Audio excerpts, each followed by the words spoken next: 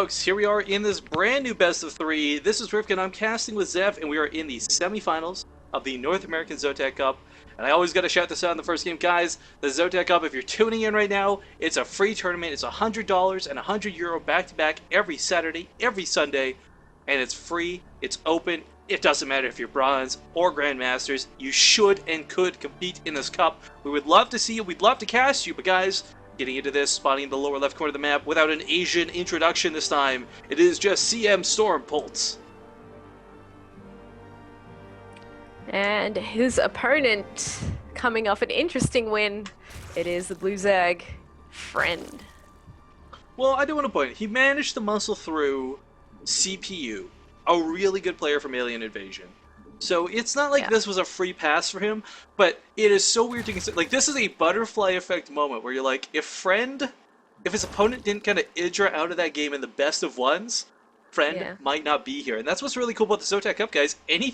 Weird stuff like this happens actually quite frequently. So you might think you have no chance, but you could find yourselves in a semi-final squaring off against Polt. Yeah, it's pretty awesome, and I mean, Friend's already kind of proven himself. One does not simply get to the finals, even if your opponent does Idra out. I mean, he Idra out for a reason, because Friend unexpectedly held his attack when he kind of had nothing, really. So hopefully he can put up a good fight against Polt, because Polt, as always, proving his strength in ZOTACs. I love that that's an adjective now, by the way. Like, everyone's free to say it, because he's no longer, like, try-harding to be a gamer. He's just a streamer now, so no one's gonna, like, offend him by saying that, but Polt probably gonna have a Reaper come out first. There we go. It's TVZ. This is kind of the staple thing to do. He will most likely expand and always go bio off this. Yeah, bio is the way to go. He's a biomine person, I assume? Yeah, Polt's mine spread is so just glorious to watch happen. Oh my gosh. Glorious but sickening from the Zerg point of view. Yeah, definitely. I mean, there's some people like, oh, I gotta give it to him. We talk about him a lot, but Masan, he played against Polt a couple weeks ago, and Polt was actually able to catch, Masan was able to catch Polt off guard several times with burrowed baneling mines, more so than Polt caught him off guard with widow mines. It was really cool to see the tables turn like that. Yeah, I hate that Zergs don't try and utilize that more, and yeah, it does require a fair bit more attention, but if you can pull it off, oh my gosh, players should really do it, because it's the last thing that the Terran expects is for you to be using mind play as well. They're more concerned with burrowing their own and just running back over them, so it's really cool to see players do that. Maybe that might be something that Friend tries out in this match. Well, Friend, gonna try and keep this drone alive. We'll actually keep it alive just barely without forcing a building. That's quite interesting, but this other drone is gonna be forced into a spine or spore, but he keeps the... I'm actually really shocked. I've never seen anyone actually dodge a Reaper like that before, where they just ring around the rows of the minerals in such a way, but unfortunately these lings are going to go down, but that's okay. You want to trade lings over drones any day of the week. And that Reaper not going to be getting his Reaper attacks. Oh, he may still get it, but with the Queen out, it's kind of more difficult, especially with the lings on the other side as well. But he's getting some good scouting information. He knows about the gas, of course. Friend has pulled off of gas as well. He went straight for speed, and Polt has seen this. This isn't like a misread, he's so busy microing. No, Polt is the guy who saw that. He saw no workers on gas. He's got to be expecting a lot of Zerglings coming across the field sometime soon. Yeah, it's important information, because I mean, a lot of Zergs are like, ugh, gosh, Terran's so annoying, and they started doing these big mass ling attacks for a while. I think they phased out a lot from the metagame at the moment, but big ling attacks into the natural, Roachbane attacks, all that sort of good stuff to try and deal with a Terran earlier rather than later when they have a sick bio army with mines, especially when you're against a player like Polt. You really don't want to have to deal with that situation. You know, just before we, because I was going to mention this earlier, I forgot. Guys, go to our highlight videos here on Twitch and check out Starbucks burrowed baneling mines versus QXC. Those are the most recent, the most, like, Kriegasm-inducing baneling mines I've ever seen. How's your Widowmine montage going, actually? It's going spectacular. I can't wait till it's finished, because I think I'm going to interslice baneling mines in with it. So it's going to be a combination of Widow mines and baneling mines, just for pure destruction. And I'm going to set it all to, like, Ode to Joy from Beethoven or something. I don't know. It's going to be awesome when it's done. Make sure you guys check that out when it's out. But for the time being, we have a lot of Lings being fried by these Hellions and this one Reaper. They're trying to zone out those units away from the third, but having a bit of trouble. The Queen's going to have to muscle her way in there. But the problem for Friend here is because he's got all these Lings on the field with only speed, the Hellions do a great job of dealing with them, and the Reapers tank a lot of the damage. Just only a Reaper here, mind you, but none of these Hellions have really taken much, if any, damage. Oh, nice hit on those Lings, softening them up a lot. And that Queen might actually go down. He needs to pull it back. Yeah, look at that micro. Oh, the Queen gets away with how much health? 2 health remaining. Nice. Oh, and another one taking his place, but Friend, I want to comment on this. You know, between the drones earlier, between the Queens now, he's actually done a great job of maintaining units that should have just died. Yeah, I mean, he didn't even get a spine, too, so he's done very well considering what he had. It's a shame he had to lose so many Lings for it, because, I mean, he still wants to be droning. Oh, this He's Queen! getting his upgrades now. Oh, no. We almost had, like, another Harry Potter Queen, but I want to point out, Polt has actually lost nothing at this point. Not a single Reaper, not a single Hellion.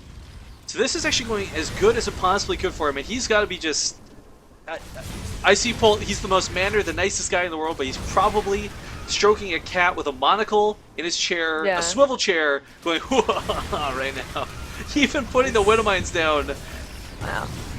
This is going so incredibly well for him. I think he finally lost a couple units. Yep, 2 do go down. I think it was the Reaper and a Hellion. But this Widowmine's going to actually hit the Queen, and the Queen should die from it. It's got enough. Yeah. Yep. Down Oh my it god. goes. This is really not looking good here for Friend. Yeah, it's really starting to hurt him. I mean, yeah, okay, he hasn't taken any economical losses, really, but I mean, he's been pumping Lings out like no other. So many Lings just got popped. Ouch. Yeah, he just has to keep making Lings. He hasn't been droning, and Polt is on even workers. It should have been Roaches a long time ago, I feel, because look at this. When do you ever have a Terran player making 4 reactors at a time? Let me tell you, when he doesn't have to worry about any sort of counterattack.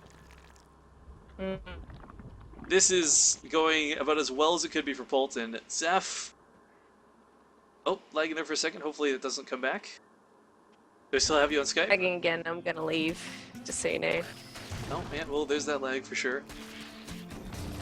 Well, hopefully you don't have to, but if you do... Yeah.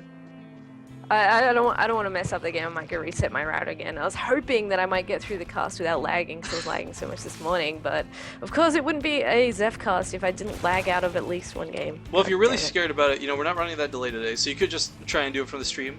Sort of awkward go-cast, whatever you want to do, but it seems fine for now, so whatever. Hellions now going to push still with this army, and the big thing about these Hellions is they don't even have Blue Flame. These aren't Hellbats, but they are going to take care of these Lings better than Widowmines possibly could. Yeah, big push coming out from Polt. And, I mean, it's actually not all that many units, but with Polt's control and those Widowmines, it's going to be pretty disgusting. Friend only just got his 3rd mining and those extra gases, so... I like I like that Polt doesn't even have to wait for the timing. Normally you'd have that mask come across the field, you go for the timing with the +1/1 and the combat shields, with Polt doesn't need to. But here are so many banelings left. This could work out really well for him. A beautiful split back, but not enough. Sick, and Polt doesn't even get to pick up, really, so that was a nice win for Friend. And Friend's going to get this Widowmine, only losing very minimal units, but here's another one. Lings just dying left and right. This is what, look at the spread. This is what I was talking about earlier. When I said Polt had sexy spreads, I wasn't kidding. Yeah. He did well. I mean, I think he got a bit of a boner there, though, without going without the 1/1, because he ended up, like, losing everything because of it. Yeah, I mean, the combat shields kicked in a little bit too late. I mean, it was as the Marines were dying that combat shield completed. 1/1 would have been huge, because of course Zerglings already have 1/1. They're almost close to 2/2. So while Friend lost a lot in the early game, he made up for it by focusing on his tech, not getting distracted. I mean, he lost so many units, but he didn't panic, and I think that's what's keeping him in this game. Yeah, I think it was a nice timing from Polt in the sense that it was like, well, I know you've just been droning. I know you don't have that many units. And hold that thought, we've got another attack coming out here. Mutas getting taken out, and the Banes do not have speed. They have to waddle out of there as quickly as they can. Friend also now supply blood, so these 30 Lings are going to be it for now. Ooh, Creep proceeding right now too. That's really going to hurt him. That extra speed you get on Creep is everything. But Polt, I mean, the big thing here is he's got some nice Widowmines. He's got great production. He's on 3 bases, but as chat points out, he's pretty behind on upgrades. And we've got that Hive Tech coming out for Friend. He's going to be going straight for that Ultralisk Tech.